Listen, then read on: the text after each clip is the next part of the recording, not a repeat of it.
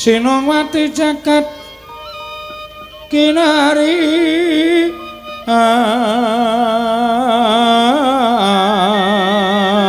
among mbak lumembak ombak ing samudra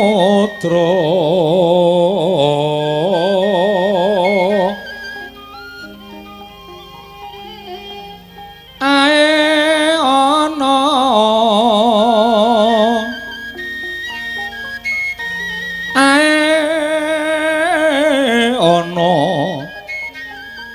bale lumut ambreganggeng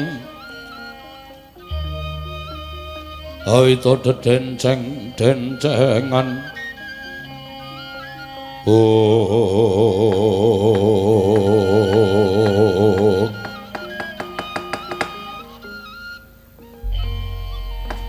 ila dala jagat dewa batur jagat pangestu ngoro terus semena kula wonten barawu menapa Kanjeng Rama lha kok dadi durung tutuk nggonku sapejagung lawan Atmajaku Nalindra ing Ndarawati apa dene Nalindra ing Mandura iki kok ana dayoh monggo bareng tak sawang katone Nalindra sandhangane sarwa becik apa iki sumitrane anakku lanang Trusna Jemena nuwun sewu Kanjeng Rama nadan ingkang putra nembe sepisan menika ngawuningani dhateng Nalindra menika mila menapa boten langkung prayogi tumunten ngatimbalana Nalindra saking pundi sinten jejulukipun menawi gadhahi wigatos ingkang sae Kanjeng Rama kedah nglenggahi bawa leksana nanging menawi badhe mbebudhek banyu bening kawontenan negaring Pancala sampun ngantos kuwatir kula ing badhe napaki dhateng Nalindra menika Kanjeng Rama bagus tak takonane sumeniya sawetara luwih dhisik ya nggih anakku bocah bagus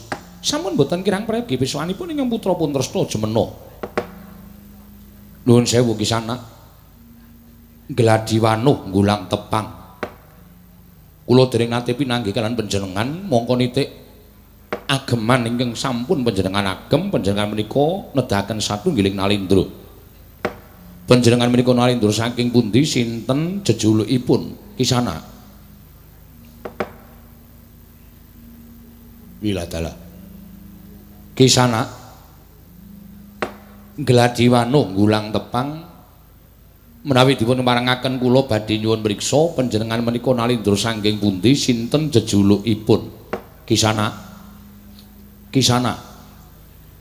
anak Prabu Ndarawati wonten dawuh paman lha kok dadi tak dangu kok meneng wae mbok menawi kirang sora anggen paduka paring dawuh sabab busananipun Nalindra menika ngungkuli dhateng busana Nalindra sesaminipun cobita mongko talinganipun dipun tretes inten kados mekaten menika mbok menawi bolonganipun talingan ketutupan inten Driji 5 dinggoni ali-ali kabeh inggih sajahe sugih ram mbok menawi ngaten kok Prabu Kisana sampun kinten kula dipun mestani tumambuh yawek sepisan menika kula wanuh panjenengan menika Nalindra saking pundi sinten jejulukipun Kisana panjenengan menika saking pundi sinten jejulukipun Kisana nuwun sewu nggih mbok dipun jawelaken wong mripate mendonong kok kaya ora dong lha dalane ora dijawel tuman wae wonten dawuh wonten dawuh sinten jawel kula kowe iki ditimbali dening Paman Prabu Drupada kok meneng wae lho menapa samu dipun timbali wis kok Prabu kok malah sing nesu ki ngopo to ya jengkel aku ketekan dayohe kok bosok kupinge panjenengan sampun dangu kaliyan kula sampun Kisana waduh kula aturi mangsuli panjenengan menika Nalindra saking pundi sinten jejulukipun lah dalah rak ngaten menika dadosipun cetha kula menika Nalindra tasih Jaka Tumaruna lho kok geseh jejuluk nun kupluk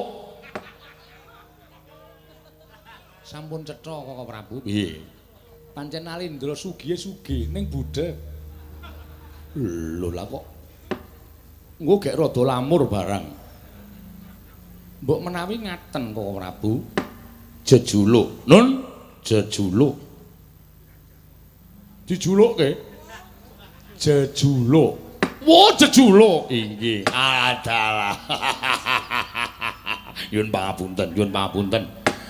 Kula menika saking sugihipun ngantos kula menika nuwun dan gadahi ciri mboten patosa mireng.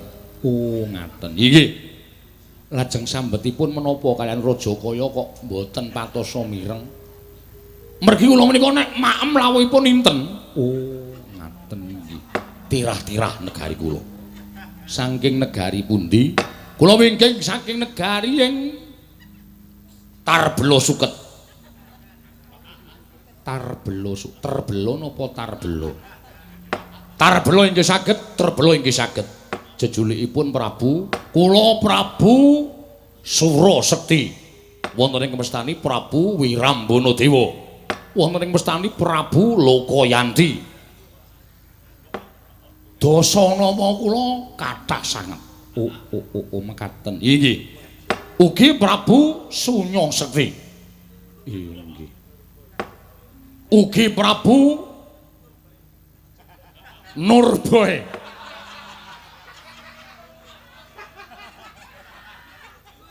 Kok Prabu Nurba? Nami alit, nami alit.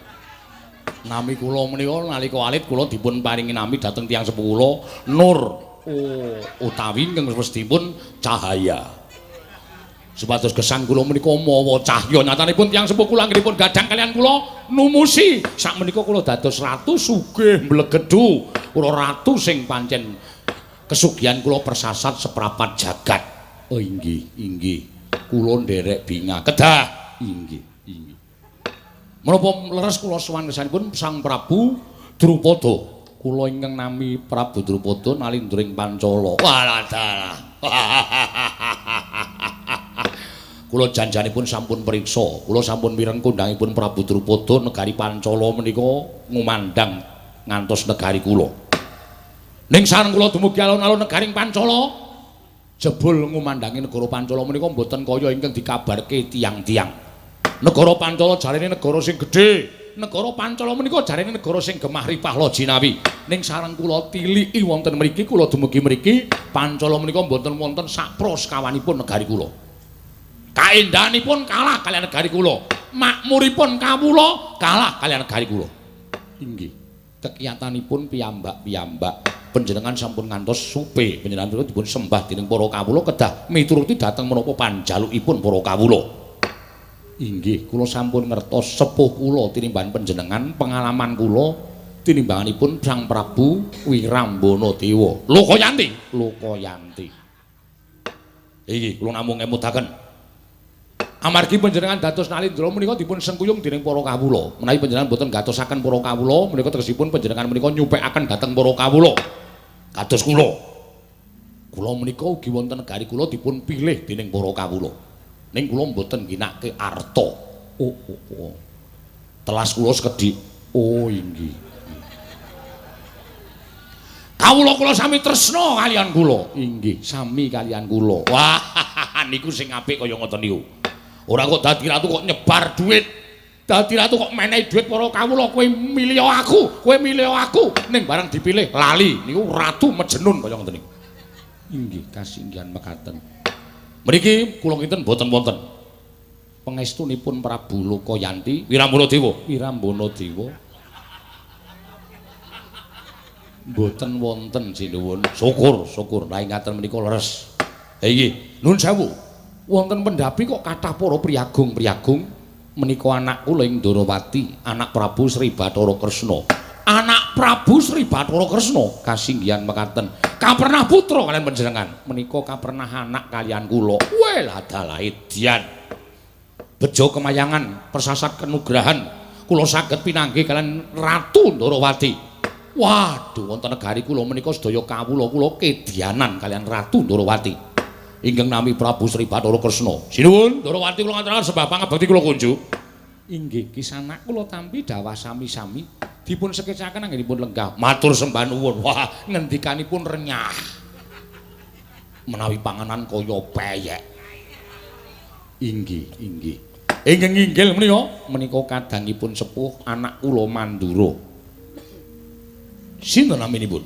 Lho, panjenengan dereng nate mireng Ratu Mandura menika sinten? Prabu Baladewa. Oh, ora pati terkenal. Nyatane aku ora krungu. Sabar lho Koko Prabu, sabar. Ora apa-apa. Santai wae. Inggih. Mboten patos terkenal mboten menapa-menapa. Ora apa-apa. Medulek karo ratu kaya guwek ngono kok. Lho, niku tegesipun panjenengan lara ati. Lah, lara ati apa? Sinuwun Mandura kula ngaturaken bekti kula kunjuk. Tak tampa, pangestu Tamarana. Waduh. Wah, Sinuwun Mandura niku ngendikanipun pancen watake pancen ngaten menika. Wah. Iki. Sinuwun kula badhe munjuk atur kersa paduka sinuwun. Inggih. Kula antu-antu wijiling pangandikanipun Prabu Wirambana Dewa. Lokayanti. Kok rumangsaku kleru terus to aku.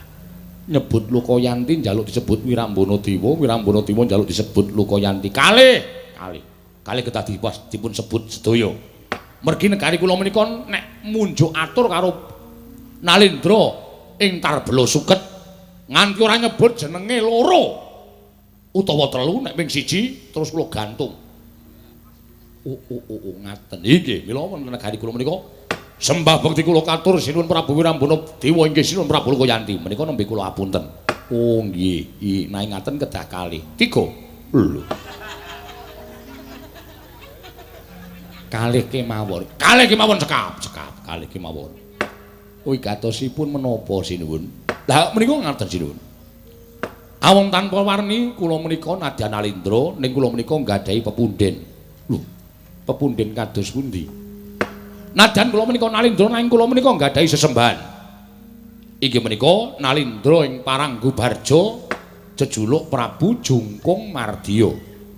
Prabu Jungkung Mardya nate atur nawala ngersakaken dhateng anak kula pun para Srikandhi. Menika ing badhe kula tanjihaken. Menika ing badhe kula tanjihaken kula dipun utus dening Prabu Jungkung Mardya sesembahan kula supados kula nanjihaken dhateng pun para Srikandhi. Mangrumiyin. Panjenengan menika sampun mamer ratu ingkang kesugihane seprapat jagat kok tasih gadah sesembahan menawi ngaten panjenengan menika Nalindra jajahan. Mboten. Kula mboten kepengin dijajah. Nyatanipun tasih kagungan sesembahan tegesipun negari Tarbela Suket menika ke bawah keperintah negari Paranggubarja.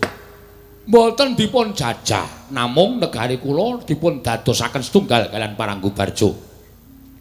Menika menawi wonten mriki caranipun dipun jajah. Mboten dipun jajah. Wong kula nyatane ya isih dadi Nalindra. Inggih, ning Nalindra jajahan. Sanes. Terus to kedhu wonten dawuh golek watu kepruke ndase kuwi. Ratu kok ngeyele ora jamak lho. Koko Prabu mbok menika namipun Daya kula lan panjenengan menika ya Daya ora kena mangsuli Daya. Sampun kendel menika pawaosipun wonten Kanjeng Paman Pancala. Nggih, sumangganipun badhe mestani. Lah, sakmangke kula nyuwun dawuh. Kados pundi? Ingkang putra-putri Wara Srikandhi kaparingaken dhateng Prabu Jungkung Mardya ing Paranggubarja menapa mboten? Monggo nalika semanten kula menika dipun utus mboten namung duta utusan nanging duta ngrampungi karya. Menawi Gusti kula Sang Prabu Drupada mboten maringaken ingkang putra-putri Wara Srikandhi, kula kaparingan Purbawasesa. Kula kaparingan Purbawasesa dening Sang Prabu Jungkung Mardya. Badhe kula rebat sarana peperangan.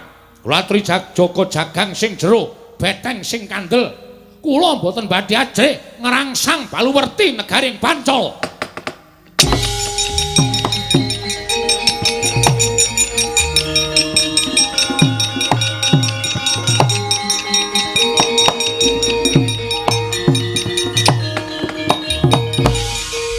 Paman Pancala wonten dawuh nggih. Nyuwun pangapunten paripaksa kula ing badhe mangsuli dhateng Nalindra ingkang namipun Lokayanti inggih Wirambana Dewa menika. Kula semanggaken namung menika wonten ing pasewakan duga-duga nggih anak Prabu Mandura. Nggih, kula sampun boten saged dipun imputaken. Lokayanti. Wirambana Dewa wonten dawuh menika sinten? Tepungke, aku Nalindra sing ora patek kondang mau. Aku Baladewa. Wah, dalah panjenengan sinuwun Prabu Mandura, Prabu Baladewa. Dasar kepara nyata. Mula saya aku tak krungu. Aku tak krungu matur saling Paman Prabu Pancala. Yen to Paman Prabu Pancala ora maringake adiku Wara Srikandhi diboyong dening Nalendra sesembahmu, ya kuwi Prabu Jungkung Mardya. Niatmu mau piye? Niatmu mau piye? Iya. Wah, kalah seru. Edian. Suarane jan getap banget. Menawi Wara Srikandhi boten kaparingaken dhateng ingkang abdipun Prabu Wirambanadewa, kula aturaken Sang Prabu Jungkung Mardya. Sak mangke negari Pancala kula aturi jaga jagang sing jero beteng sing kandel. Kula boten badhe ajrih ngrangsang baluwerti negaring Pancala. Wah, bagus. Yen ngono kowe ratu kendel, yen ngono kowe ratu bandel, kowe wani nantang karo Paman Prabu Pancala. Mongko ning kene lenggah anak-anake Paman Prabu Pancala, yaiku Prabu Ndarawati, Nalendra ing Mandura, Prabu Baladewa. Yen kowe arep nantang karo Paman Prabu Pancala ya gage, kowe kudu iso nglangkahi kuwandaning Baladewa. Nun. Kowe kudu iso nglangkahi kuwandaning Baladewa. Lho, mangke piye? Kula dumugi mriki menika ijen tanpa ruang. Koko Prabu? Nggih. Bengok-bengok mboten wonten ginanipun. Wong ratu menika rada sowak kupinge. Oh iya ya. Lah nggih. Kowe tak kandhani. Wirambanadewa, wonten dawuh, dimatke cangkeme Baladewa iki dimatke. Men kowe ngerti ukanane sing metu saka cangkemmu? Oh nggih, ngestakaken dawuh. Kersanipun kados pundi? Kowe wani nantang wong Pancala. Kowe wani nantang karo Paman Prabu Drupada. Kowe kudu iso ngalahke Baladewa merga iki anake lanang. Nalendra ing Pancala Prabu Drupada. Wah, dalah metu lanang. Waduh, Kresna aku iso lara iki. Aku wis mumet iki. Kersanipun kados pundi? Kowe kudu iso ngalahke Baladewa. Lho, panjenengan nantang kaliyan kula. Lho, wis ket mau. Wis ket mau aku nantang karo kowe. Wonten pundi papanipun tiyang neter Kadigdayan? Wah, dikira aku wong loro saudon telu saurupan. Apa diakira aku wedi karo sampeyan? Nadyan sampeyan ratu getapan, ning aku ora bakal mundur jangan mungsuh karo kowe. Wah, ora minggat gretek ning kono dina iki pate.